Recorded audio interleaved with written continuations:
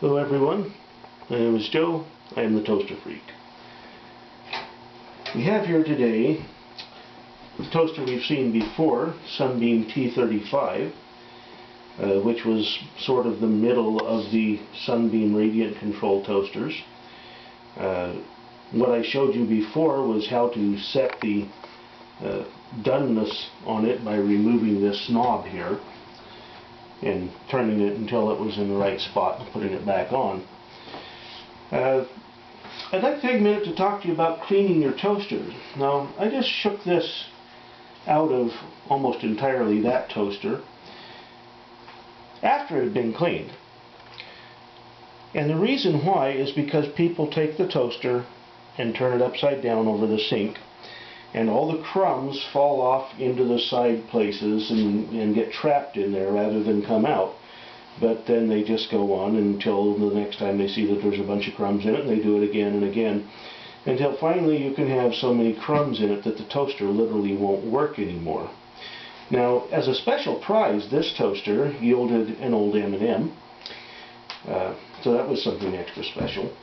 Now, this more modern toaster has a slide control on it rather than a knob control to determine the doneness, and it also has an off position here, so if your bread is going up in smoke you can just slide it over into off rather than having to unplug the toaster. Now, in order to set this, because after a while it will get to where it makes all of the toast too done, which you can see here most people would prefer a little lighter toast than that, there is a small hole right where the control knob would normally be on the T-35 or the T-20. Now you can see this toast is pretty nice. It could be more even, but the guide wires aren't perfect, and so that's the way we're going to come up. But it works now, and it didn't work properly before. And so what you do is you get a hex key. This is a 3/32 hex key, and you carefully put it in this hole right here and find the socket that it goes into, and you adjust it. Now, in order to make it come up lighter, you twist it clockwise, and you probably won't have to twist very far, probably less than half a turn in order to get it to where it controls. But then, in order to keep from burning up a whole bunch of bread testing the thing, you need some way to tell where it is without that. Now, these will work without bread in them. You just take something and push the trigger. 1,000, 2,000, 3,000, 4,000, 5,000, 6,000, 7,000. There you go, it just shut off.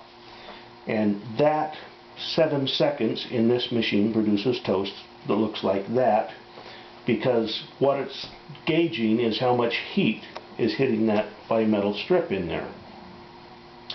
And when the bread isn't in there, it heats up very, very quickly.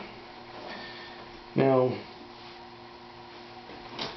the last little bit I'd have to say is people like to avoid these because they aren't the older style. They're actually probably a little bit better.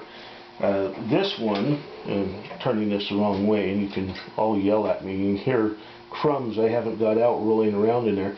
This one's 1,375 watts of power. Now, this T-35, and I believe the T-20s are the same, is 1,275 watts.